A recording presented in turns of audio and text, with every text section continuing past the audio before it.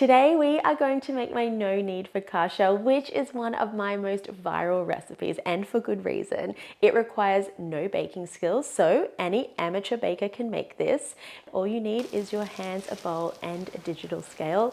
Unfortunately, there's no way around that one.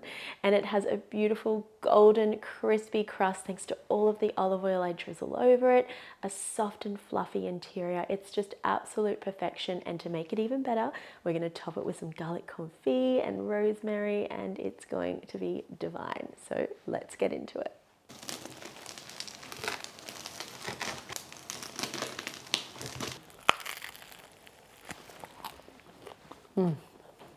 Never gets old, so good. To get started, you need a digital scale and large bowl. Now let's talk yeast. This is the brand of yeast I like to use. It's an active dry yeast that comes in 7-gram sachets, which is very conveniently sized for this recipe as we need exactly 7 grams of yeast. It's tiny granulars of dormant yeast that have been dehydrated. This just gives it a longer shelf life. So to wake up our yeast and bring it back to life, we need to activate it in lukewarm water. Grab your digital scales and measure out 680 grams of water that has been heated to 38 to 43 degrees Celsius or 100 to 110 degrees Fahrenheit. This is the ideal temperature for yeast. If it's too hot, you will kill your yeast, and if it's too cold, your yeast won't activate. Add the yeast to the water, making sure you don't drop in the packet like I do here, and add a squeeze of honey. The honey gives the yeast a quick food source to feed off and get going. Using a whisk, mix the yeast and honey through the water until it has dissolved. We leave our yeast water to sit for around 5 minutes and wait for it to bloom, and that tells me our yeast is healthy and active and ready to go into our flour. Now let's talk flour. These are the 3 types of flour that you can use. We have our bread and pizza flour, all-purpose flour, and 000 flour. While all of these flours can be used, I prefer a bread flour as it has a high protein content of 12 to 13% and will give your dough the best structure. It's the flour to choose if you want those big airy holes and a dough that will hold up when making a big sandwich. All-purpose flour is the most common flour to find and is probably what you have tucked away in your pantry. It has a moderate protein content sitting at 10 to 11% and will give your focaccia a softer and more tender crumb. 00 flour is an Italian flour that is very finely milled and is typically used to make pizza or pasta, but it works beautifully in focaccia too. Place a large bowl on your digital scales and weigh out 700 grams of flour. I always reach for my scales when baking because precision makes all the difference. Sprinkle in 10 grams of salt and whisk through the flour. Add the yeasty water to the flour. I'm going to use my hands to mix the dough. You could use a wooden spoon if you don't want to get messy here, but there is so much that our dough tells us just from that touch and feel. I can tell straight away when I'm mixing it if I've added too much water, if I don't have enough flour. But again, if you don't want to get messy, a wooden spoon also works. This is a high hydrated dough. We have 680 grams of water to 700 grams of flour, which works out to be 97% hydration.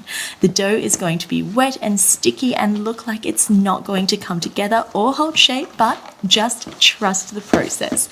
This level of hydration is going to give you those beautiful air pockets and tender inside. It will be incredibly light and moist. So I love working at this level of hydration for those reasons. Cover the dough and leave it to rest for 20 minutes.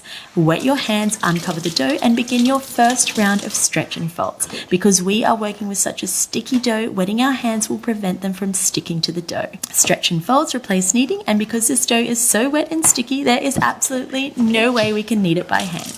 Grab one edge of the dough, stretch it upwards until you feel a little resistance, and then fold it back over itself.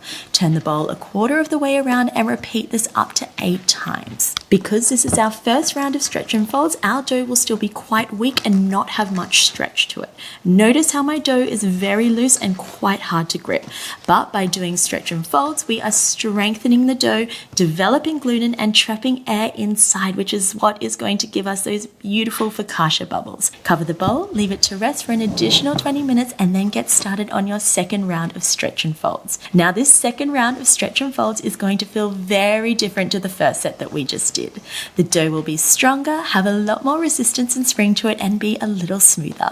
It will be much easier to work with as well. Again, we want to do around 4 to 8 series of stretch and folds, but the dough will let you know when it has had enough, as it will pull back and no longer stretch.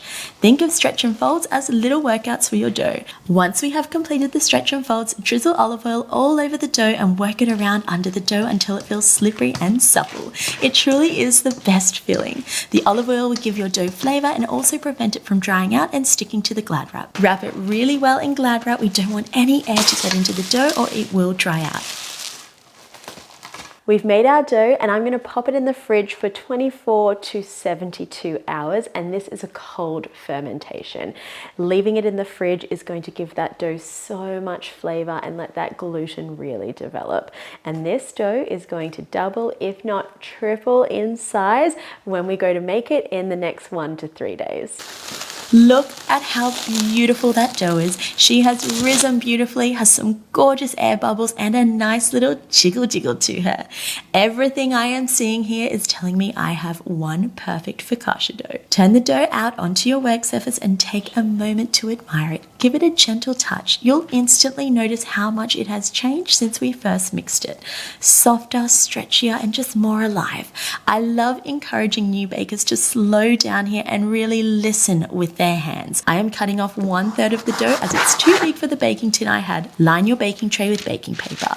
If it's non-stick, this step can be skipped, but there is nothing worse than focaccia sticking to your tray. Drizzle 2 tablespoons of olive oil into the baking tray and then transfer the dough into it. I know this sounds like a lot of olive oil, but focaccia needs a lot of it to give it its unique flavor and crust. Gently stretch the dough out to the edges of the tray, cover, and then leave the dough to rise in a warm spot for 1 to 2 hours.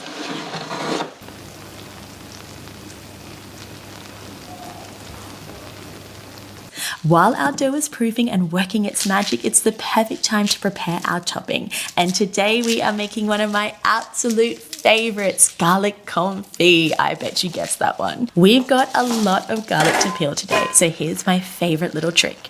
Break the cloves away from the bulb and place them into a heat-proof bowl.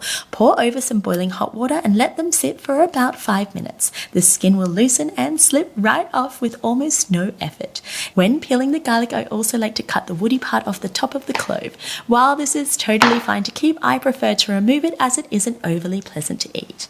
Once you have peeled all your garlic, transfer it to an oven-proof dish, fully submerge in olive oil, around 1 to 2 cups to be precise, and then sprinkle with a little sea salt. I know this sounds like a lot of olive oil, and while we are using it all in today's recipe for any leftover oil, it has the most gorgeous garlic-infused flavor and can be used in anything you cook or want to drizzle with. Bake for 1 hour at 130 degrees Celsius or until those cloves are slightly brown, soft, and caramelized. That focaccia has been proofing for 2 hours. It's beautifully risen, and now it's time for my favorite part, which is dimpling the dough and putting some delicious toppings on it. Drizzle your hands with olive oil and rub all over. I like to do this as olive oil acts as the best moisturizer, and it also stops your fingers from sticking to the dough. Begin to dimple that dough. This is so extremely satisfying and feels so good. Watch all those little air pockets pop up. Place the garlic confit cloves into any little crevices onto the dough and drizzle all of that garlic on top. Yes, more olive oil, but this is what makes the top so golden and crunchy. We want to drizzle around 2 tablespoons on top. I also like to sprinkle some rosemary and finish off with a big sprinkling of flaky sea salt. Pop your focaccia in the oven at 200 degrees Celsius or 400 degrees Fahrenheit for 30 minutes, or until it's nice and golden and crispy and brown and just delicious on top.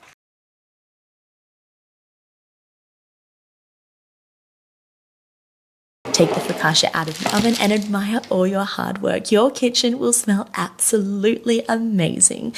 Immediately take the focaccia out of the pan and you will see how crispy not only the top is, but also the bottom of the focaccia. Now I like to place my focaccia onto a cooling rack and leave it for 10 to 15 minutes before slicing into it. If I have fresh bread, I just have to make a fresh sandwich with it. So I am going to make a beautiful Italian deli style sandwich with some things I have laying around in my fridge because I have Italian and Spanish blood. I've definitely always got prosciutto or some form of cured meat. I've got a beautiful bowl of burrata, some homemade sun-dried tomato pesto, and some gorgeous heirloom tomatoes that I had sitting on my bench top. And we're going to turn this into one delicious sandwich.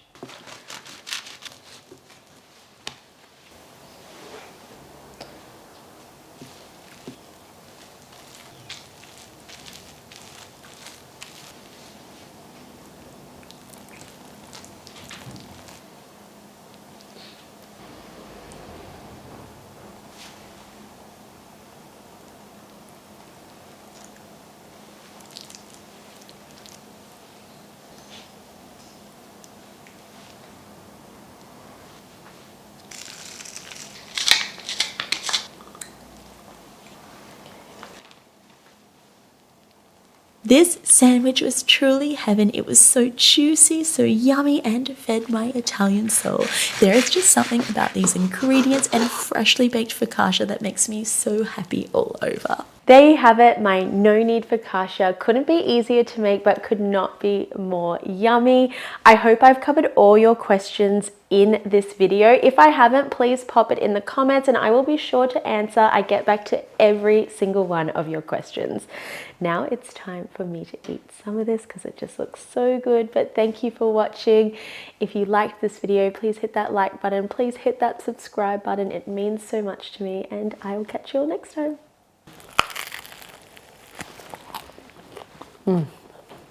Never gets old. So good.